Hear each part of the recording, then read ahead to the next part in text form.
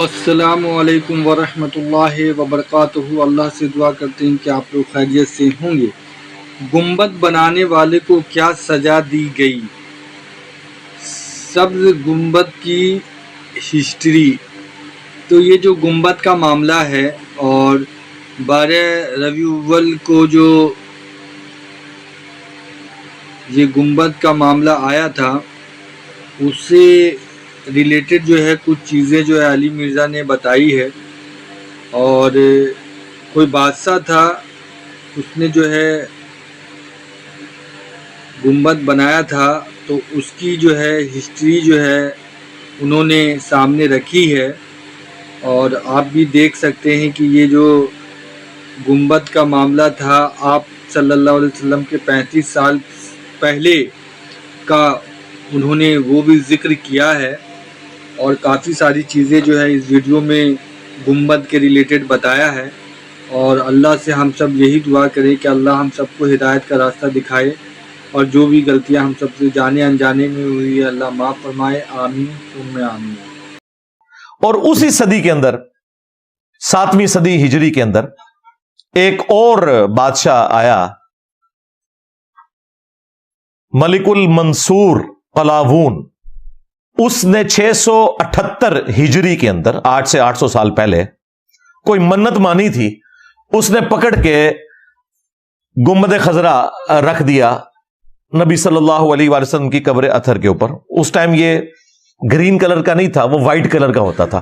اس کو green colour ہوئے بمشکل 200 سال ہوئے ہیں۔ 1837 عیسوی میں، آج سے آلموسٹ 200 سال پہلے سلطنت عثمانیہ کے لوگوں نے اس کا کلر گرین کیا، پہلے یہ وائٹ تھا۔ اور یہ گنبد بھی نبی علیہ السلام کی وفات کے 650 سال بعد رکھا گیا۔ یہ 7ویں صدی ہجری مسلمانوں کے لیے ایک سمجھ لیں 2 بڑی بدعتیں جو انہوں نے جاری کی امت کے اندر۔ اور بدعت میں اس لیے کہہ رہا ہوں کہ اس کی بنیاد کے اوپر انہوں نے باقیوں کو گستاخ کہا، اور یہ دونوں کام کیے سنیوں نے۔ میں نے اپنی کسی پرانی ویڈیو میں یہ بیان کیا تھا کہ یہ جو گنبد ہے یہ شیعہ حاکم نے رکھا تھا، تو اس پہ پھر میں نے اسی وقت رجوع ریکارڈ کروایا تھا کہ وہ شیعہ حاکم نہیں تھا، وہ بھی یہ ایوبی ڈائنسٹی کا ہی مملوک امپائر کا ایمپرر تھا، ملک المنصور۔ یہ دونوں کام سنیوں نے کیے۔ میں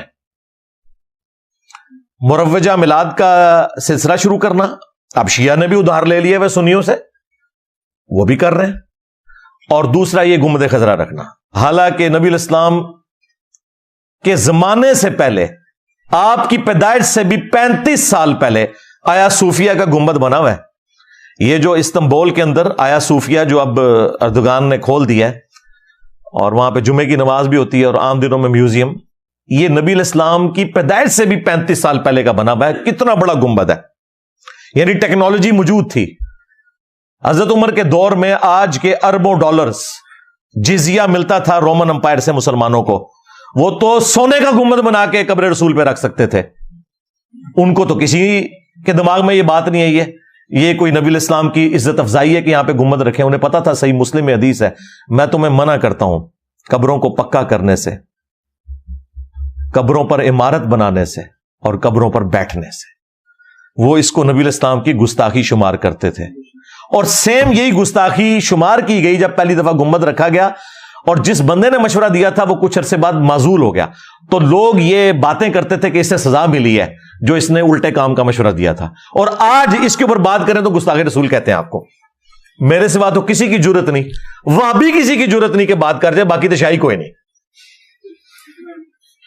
تو میں نے کہا خدا کے لیے دنیا میں جتنے مزارات نبی علیہ السلام کی مخالفت پہ بنائے گئے ہیں، اس کی بنیاد انہوں نے یہاں سے پکڑی ہے۔ یہ آپ کا کام تھا نا کہ جہاں آپ نے باقی مزارات جو ہیں وہ ختم کیے، اس گنبد خضرا کو بھی اتار لیتے۔ یہ توڑنے کی ضرورت ہی نہیں ہے، یہ اوپر رکھا ہوا ہے، یہ اتار لیں، نیچے حجرہ عائشہ موجود ہے، اس پہ میری تفصیلی ویڈیوز ریکارڈ ہیں، وہ پھر ٹاپک اور طرف چلا جائے گا۔ بہرحال 1926 کے اندر سعودی حکومت نے جو باقی مزارات تھے وہ سارے ختم کر دیے جو بقیہ غرقد میں تھے۔ اور سب سے بڑا کام جو انہوں نے کیا کہ 400 سال تک جو امت کی جمعیت کو آٹومانم امپائر نے توڑا، خانہ کعبہ میں 4 مسلح ڈالے ہوئے تھے انہوں نے۔ ویسے کہتے ہیں چاروں امام حق پہ ہیں، اگر چاروں حق پہ ہیں تو مسلح 4 کیوں ہیں؟ ساروں کے ایک کے پیچھے پڑھو، چلو 4 مسلح تھے، فجر کی نماز سارے حنفیوں کے پیچھے پڑھ لو، ظہر کی سارے شافیوں کے پیچھے، نہ پیرلل میں 4 جماعتیں کرواتے تھے۔ 1517 سے لے کے 1917 تک اگر یہ ورلڈ وار 1 نہ ہوتی اور سلطنت عثمانیہ نہ ٹوٹتی تو یہ بدعت آج بھی موجود ہوتی. اس ورلڈ وار کا ایک فائدہ امت کو ہو گیا کہ وہ بدعت اٹھ گئی. اور اب ایک مسلح وہاں پہ 400 سال تک انہوں نے 4 مسلح ڈالے. آپ اندازہ لگائیں کہ انہوں نے مسلمانوں کی جمعیت کو توڑا اور کہتے ہیں یہ ہمارے بزرگوں کی خدمات ہیں. انجینئر صاحب بزرگوں پہ بولتے ہیں. بھائی وہ بزرگ جو ہیں وہ آپ کے بزرگ ہیں. ہمارے بزرگ وہ ہیں کہ جب وہ لوگ پیدا بھی نہیں ہوئے تھے نا, اس سے بھی 800 سال پہلے جو بزرگ تھے وہ ہمارے بزرگ ہیں. بدعتیں تم داخل کرو دین میں. جب ہم بولیں ایک غریب تو بدتمیز نہ سوئے تو میں نبی سا ہے ہی کوئی نہیں, تیرے بابے تھے شاہ ہی کوئی نہیں, لے جاؤ بابے تو دبو انہوں جا کے.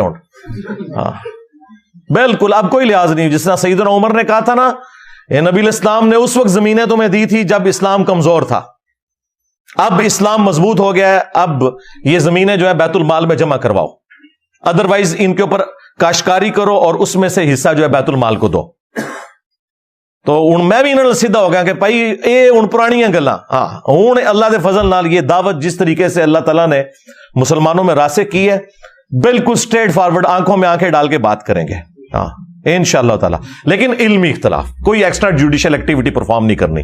وہ تو ہماری ڈاکٹرن کے خلاف ہے, خواہ کوئی ریاستی ادارہ کرے خواہ کوئی مذہبی جماعت کرے, ہم تو اسے بالکل اسلام کی روح سے سمجھتے ہی حرام ہے.